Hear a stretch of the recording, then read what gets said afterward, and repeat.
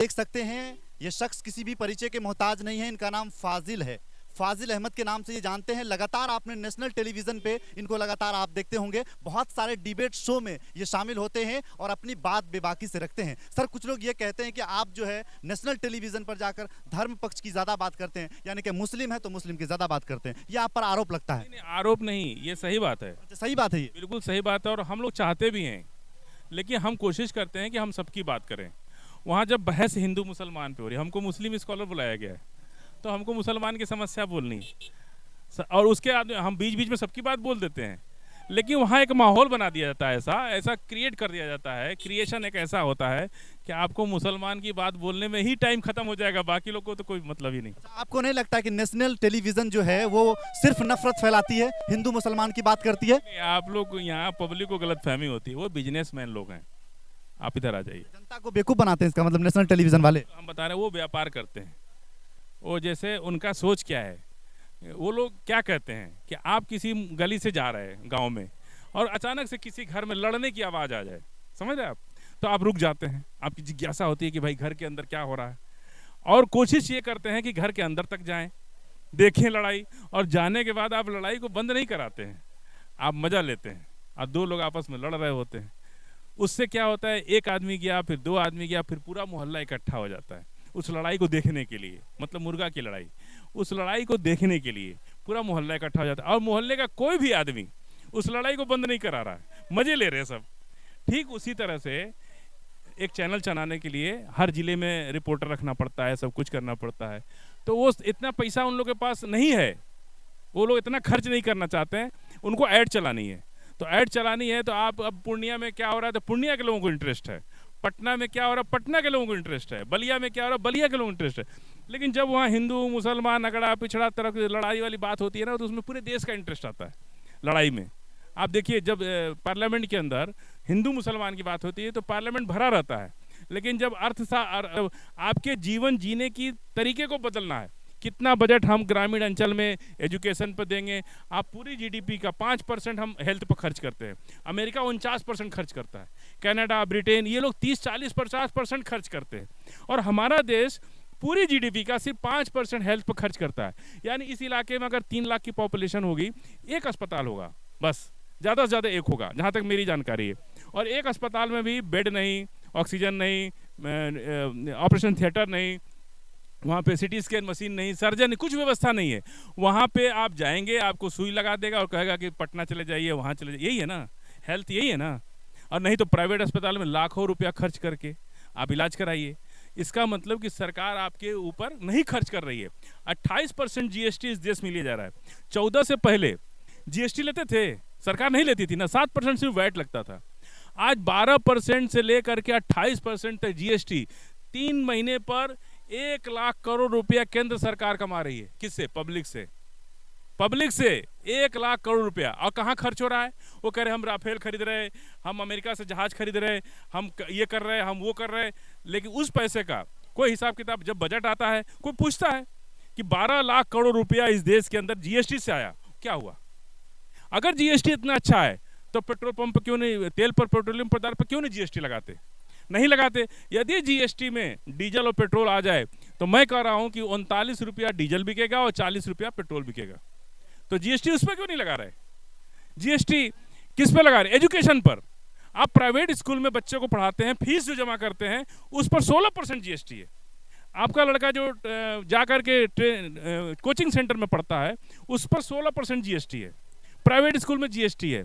आप जो प्राइवेट से दवाई खरीद रहे हैं, आप इलाज तो फ्री नहीं कर रहे, उसके बावजूद भी अगर हम किसी प्राइवेट डॉक्टर से दवाई लिखवा लेते हैं, उस दवाई पे भी जीएसटी ले रहे हैं। देश में महंगाई बढ़ती जा रही है, ये बात तो बिल्कुल सही है, लेकिन मोदी के सरकार में महंगाई बढ़ी है, ऐसा लोग आरोप लगाते हैं। और कुछ लोग तो ये कहते हैं कि मोदी 2029 तक सीटेड प्रधानमंत्री है। आप सुनिए, सरकार अमीर हुई है, ये गलत नहीं है। मोदी की सरकार में ये जो 28% जीएसटी 14 से पहले नहीं लगता था, 1 लाख करोड़ आ रहा है। मोदी के सरकार में तो जीएसटी लागू हुई है। सरकार अमीर हुई है और जनता गरीब हुई है, समझिए बात को। इस देश का, और नितिन गडकरी ने, सरकार बदलने के बाद क्या जनता अमीर हो जाएगी? ये तो सरकार के ऊपर है कि वो किस तरह का बजट बनाता है। 4.5 लाख 5 लाख करोड़ रुपए का बजट होता है। उस 4.5 लाख 5 लाख करोड़ में सारा पैसा किसको? विश्व बैंक से हम कर्जा लेते हैं। विश्व बैंक कहता है गड्ढा में पैसा डाल दो, ठीक है, कर्जा देता है तो कुछ शर्तों देता है, वो कहता है गड्ढे में पैसा डाल दो, सरकार गड्ढे में पैसा डाल देती है।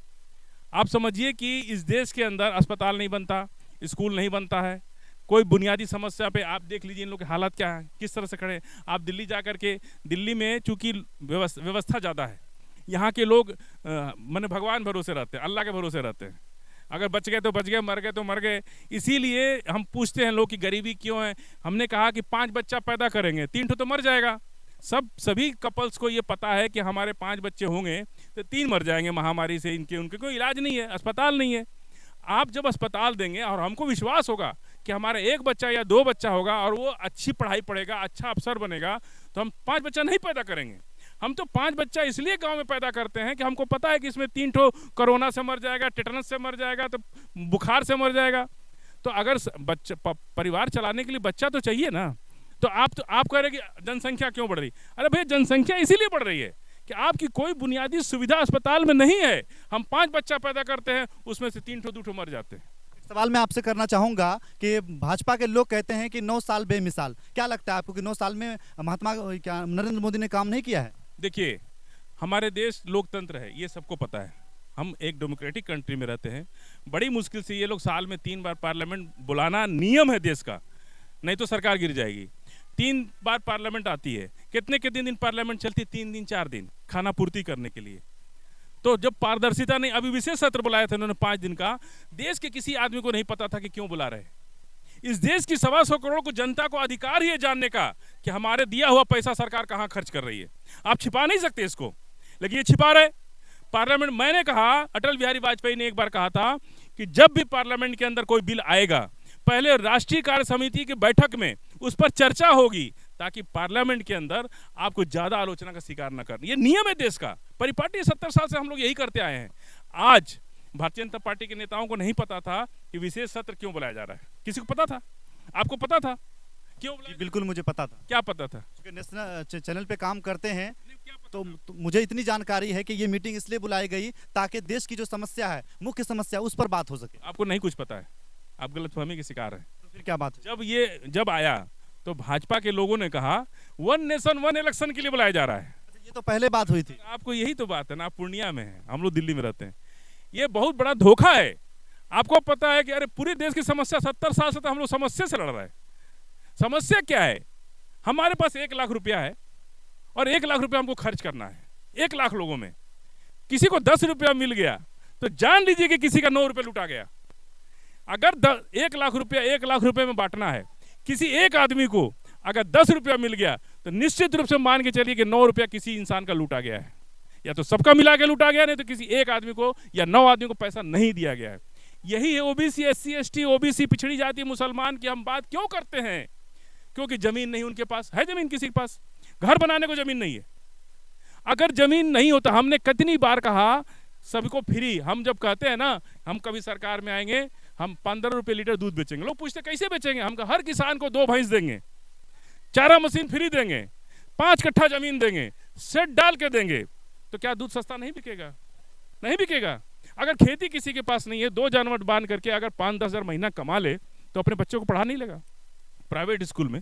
और अगर सरकारी स्कूल खोल दे, अस्पताल खोल दे, हमारी आमदनी कम भी रहे, सिर्फ खाने भर को रहे, हमको कोई दिक्कत है? आज थाना में, तहसील में, ब्लॉक में किसी गरीब की सुनवाई क्यों नहीं होती है? होती है क्योंकि रिश्वत देने का पैसा उसके पास नहीं है। हम कार से जाते हैं, कोई भी आदमी जब कार से जाता है थाना, तहसील, ब्लॉक के अंदर, उसकी सुनवाई इसलिए होती है क्योंकि दरोगा को पता है कि ये कार से आया, मोटा रकम देगा, मोटा घूस देगा, तो इसको कुर्सी दो। बलात्कार करने वालों को, जिसके साथ बलात्कार हुआ है, उसको बाहर बिठा देते हैं, और जिसने बलात्कार किया है उसको थाना में कुर्सी बिठाते हैं। यह है देश का इंसाफ। बाबा साहब अम्बेडकर ने संविधान क्या इसी दिन के लिए बनाया था? इस देश में जात, बिरादरी, धर्म, मजहब के नाम पर नहीं, हर इंसान इस देश के लिए बराबर है। सरकार और नेता के लिए सब लोग बराबर हैं, कोई आगे नहीं, कोई पीछे नहीं। जब हम सब बराबर हैं, लेकिन सरकार भेदभाव क्यों करती है? क्यों भेदभाव कर रही है? और जब हम सवाल पूछते हैं कि आप दलित के साथ, ओबीसी के साथ, एससी के साथ, पिछड़ा के साथ, मुसलमान के साथ अन्याय क्यों करते हैं, तो कहते हैं कि आप सनातन का विरोध कर रहे हैं। ये सनातन का विरोध है। हम जब पूछ रहे हैं कि एक घड़ा से पानी पीने के लिए मार दिया आपने, क्यों मार दिया, तो ये सब विरोध है। छुआछूत, भेदभाव, अनटचेबल, किसी को चेहरा देख करके इंसाफ देना, ये सही है? जब संविधान हमको सबको इजाज़त दे रहा है, चाहे धोती मैला कुर्ता वाला आदमी जब थाना में जाता है तो उसको इंसाफ मिलना चाहिए, ब्लॉक में इंसाफ मिलना चाहिए। सरकार की योजना आ रही है, किसी को गांव में पता है कि सरकार की क्या योजना है? क्या योजना है किसी को पता है? बिल्कुल नहीं पता नहीं है। इसलिए नहीं बताया जाता है कि अगर हम बता देंगे तो घूस नहीं मिलेगा। एक आवाज़ देने में 25,000 रुपये कमीशन लिया जाता है, वो नहीं मिलेगा। अगर पारदर्शिता होगी तो नहीं मिलेगा। सरकार से हमको समस्या सिर्फ इस बात की है कि आप पारदर्शिता रखो। गरीबी हम सब मिल के लड़ेंगे गरीबी से। 100 रुपया आता है, एक एक रुपया सब लोग बांट करके अपने सब लोग जिएंगे, लेकिन सबको बराबर से सम्मान मिलना चाहिए। ये देश सबका है। 125 करोड़ में हर इंसान को जब वोट हमारा बराबर है तो अधिकार भी बराबर होना चाहिए, सम्मान भी बराबर होना चाहिए, लेकिन सम्मान नहीं मिलता है। गरीब आदमी MP, दलित आदिवासी OBC पिछड़ी जात का MP जीत के जाता है ना वहाँ पे, तो उसको काम मंत्रालय मिलता है, समाज कल्याण विभाग, जिसका ना ऑफिस है ना स्टोनो है। एक बार की सांसद जीत के आई हैं, उनको फाइनेंस मिनिस्टर मिल जाती। ये सब भेदभाव क्यों है? अगर कोई यादव घर में पैदा हो गया, दलित घर में पैदा हो गया, अशिक्षित है, उसके अंदर बुद्धिमान नहीं है, वो बुद्धि नहीं, वो देश नहीं चला सकता। आपने देखा राहुल गांधी ने कहा कि पिछड़ी जाति का सिर्फ 3 आदमी सेक्रेटरी है पूरे देश में। DM SP का किसका कहना मानते हैं? सेक्रेटरी का ना। वहां पर आपकी कोई प्रतिनिधित्व नहीं है आपका। तो अगर या तो आप इंसाफ कीजिए, सबको बराबर का सम्मान मिले, कोई दिक्कत नहीं, कोई भी जात का आदमी बैठ जाए। यदि सम्मान नहीं दे सकते तो कम से कम हमारे बीच का कोई व्यक्ति जाएगा, हमारे दुख दर्द को समझेगा, हमारे लिए काम करेगा।